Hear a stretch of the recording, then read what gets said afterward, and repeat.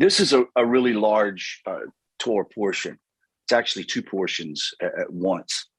And usually one Parashat is read on this Shabbos and the following Shabbos because it's just because of the length of it.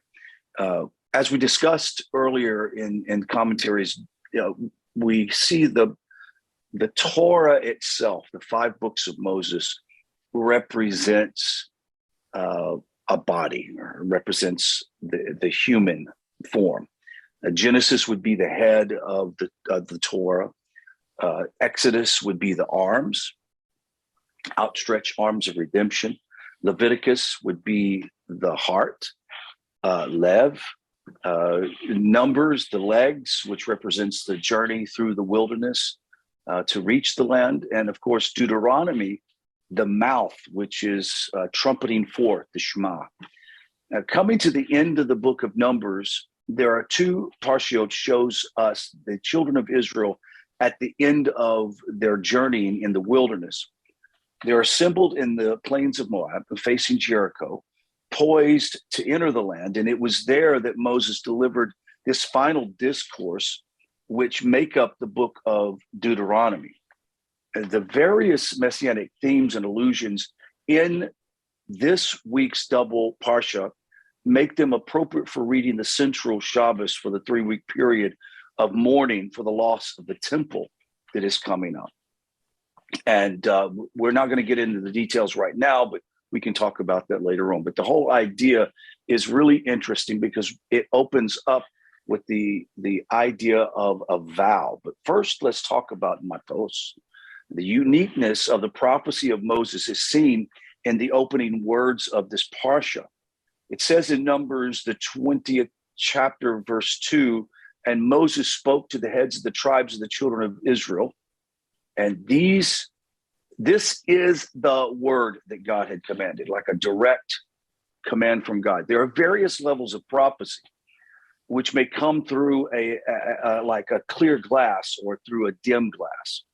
The latter is the case in countless verses in the prophetic literature, where the prophet would say, Ko, so said Hashem, or indicating that the words of prophecy were like. This is in essence what the master of the universe is saying. The actual truth, yet they are merely similar or invoking something that the creator would have said. However, Rashi points out in Numbers, the 20th chapter, verse 2, a uniqueness amongst all the prophets who was Moshe. It's used the expression, Zeh hadavar. This is the word. This is the word, the actual word of HaKadosh Baruch Hu. Moses revealed the very inner essence of God like no other prophecy. He didn't say this is a similitude or an essence of, but he said these are the words. And the words and commandments are important. This is a very significant text. Now, the importance of the theme of Matos is the care in which we must use words and language because they're very powerful. The idea that what we speak cannot obscure the truth. Numbers, the 30th chapter, verse 3 says, when a man wants to make a vow to Hashem or swear an oath, placing a prohibition upon himself, he must not profane his word. That means he cannot profane or make common his word, or it was useless words. I was just speaking it. I didn't really mean it. It says he must do according to all that comes forth from his mouth. Now, we've had lengthy discussions on vows, whether to make a vow.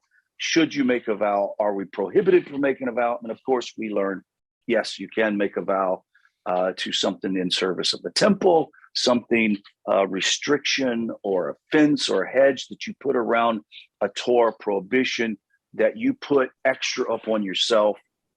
And those are all good, but we generally encourage people to not make it as a vow, but to make it rather as a personal commitment without declaring a vow to Hashem. Why? Because we this idea that comes from the text is we've got to seriously guard the words that we speak and not let our words be common. Rabbi Avner, just last Monday, did an outstanding job. And if it's not posted yet on YouTube, but when it gets posted, it's really important to listen to. He's talking about the idea of blasphemy and what are the causes of blasphemy, and the idea of making the name of Hashem common or overusing it. And he briefly talked about how a person can overuse the proper name of Hashem, obviously, or just speaking the proper name of Hashem, that is the real Yud Che Vav Che. Overuse of it or using it at inappropriate times is like blasphemy. And then there's the other part that says, well, I didn't use the sacred name, but I used Adonai, but I'm throwing the word Adonai around as if it's sort of a common word. In essence, what Rabbi Avner was speaking of is not only should we revere the very name of God or his attributes in reverence, but we also should guard our language, period, not to cause our language to become base. Now, we live in an age with streaming services, volumes of words that come to us from billboards and papers and magazines and TV and radio, internet, social media. And we almost have become completely desensitized to words, their meanings and importance. For example, for those of us who are a little bit older, there was a time that if you watched television, there are certain words you would never hear. You would absolutely never hear on television. Now, these words are commonly spoken. They're almost adjectives, words that were sort of perversion at some level are now spoken like an adjective. And especially if you're on social media, you can see it all the time. It desensitizes. It causes us to not appreciate the deep meaning of a word. We take for granted, for example, that politicians make promises. They say that we can solve all of these things, and their intentions we think are true, but we come out at the end, they're elected, we find out they never intended to do any of the things they said. So we've almost become a society that expects that. We become a society that says, well, I know this is what you said, but it's all right because it's acceptable in society for people to not follow through with what they truly mean. There is an idea that we've talked about over and over that we can't change the world, but we can change ourselves. One rabbi, and I wish I knew his name, I just saw it here recently, and I actually wanted to look it up to see if I can find it. He's very emphatic. Quit trying to change the world. Quit trying to change everybody. Change yourself. Make the difference within yourself. Now, look, I can't go and protest at CBS, NBC, Facebook, TikTok, and tell them they need to quit allowing people to use horrible language, debasing language. We're now even in a society where they have perverted the very terms of genders. A man can be a woman, or a woman can be a man can have a baby, a man can menstruate, a woman can be a man. It's like they have confused the terms at such a level that, to me, this is my opinion, it seems evil. It absolutely seems evil that we're in a society that has accepted that. In any other society, and I would even say that any other society that is current in the postmodern era and in other places of the world would listen to that stuff as absolute mental verbiage. For once to say it's all right for a 5-year-old boy to say he's a girl, or a 5-year-old girl saying he's a boy. It's like the science and the realities of truth are absent. As a matter of fact, it seems that if we allow this sort of, and I think it's a minority, it's not the majority of the world. If we allow this minority to continue on insisting that everyone accept their pronouns and their verbiage as being reality when it's not based at all in any level of reality, then we are slowly emerging ourselves into a very dark culture. Now, I propose something that comes out of Rabbi Avraham ben Yaakov's book on the Universal Torah. He says, as a medicine against the desensitization of society, the Torah asks us to think hard about the words we bring forth from our mouth, and particularly the personal commitments that we make. And we speak ad nauseum about lashon hara and evil speech. And obviously that's terrible. We don't want to speak evil speech. But also we want our yeas to be yeas and nays to be nays. We want our words to be true. We want to declare everything that is true and nothing false.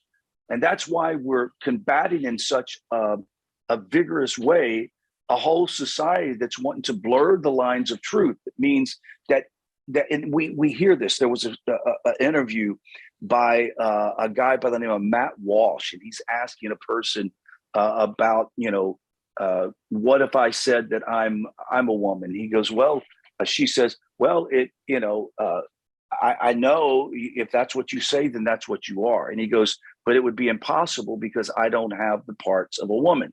And she says, well, that's what you believe. Therefore, I should respect what you believe is true. It's insanity, right? So what's the elixir? What is how do we solve this? As people of righteousness in the world, and I would even call the rest of the world that may not be Noahites, they're Christians, they're Buddhists, they're whatever, Muslim, that all those people begin to be people that love truth more than anything in the world. Now, we realize that some people can be misguided in their truth by accident. But my goodness, we all can strive to know the truth and to know wisdom. And all of us have experienced this place in our life in which we begin to search for understanding and truth and wisdom, and we found it in the Torah. And the more we begin to live it out, the more the Torah becomes faithful to us to give us more wisdom. Now, one might take a vow, as we said, to dedicate something to the temple or to charity or to erect a personal boundary. We've said that already. But it's important to understand who was the progenitor of the vow. And Rabbi Avner is going to have a lot to say about this today. It's Yaakov.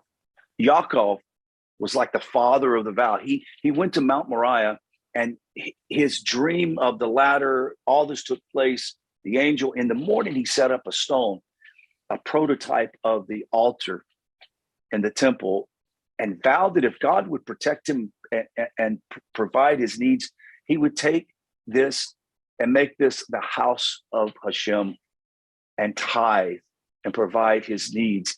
If God would do this, he would tithe all that he receives to Hashem. Now, obviously, David Amelech swore and vowed that he would not rest until he found a place for the dwelling of Hashem. Now, because of these two very serious oaths or vows to God, the Torah codes advise us not to take actual oaths or vows unless we're thoroughly conversant in the intricacies of the Torah law. And that's why this whole idea, the Talmudic tractate that talks about Nedarim or Nazir, and this whole idea of how this is bound up with careful analysis of the meanings and implications of different kinds of phraseology. So what are we saying? This whole text can be summed up with one thing: guard your mouth, guard your intentions, make them pure, and just do what you know is right. You don't need to make a vow to do what is correct and right. As I said, nothing wrong with it, but just do it. You don't need to make a big declaration or a vow to do that. Now, Steve last night talked about the war in Midian, and I'm not going to belabor that. So what I want to do is open up the floor for further discussion.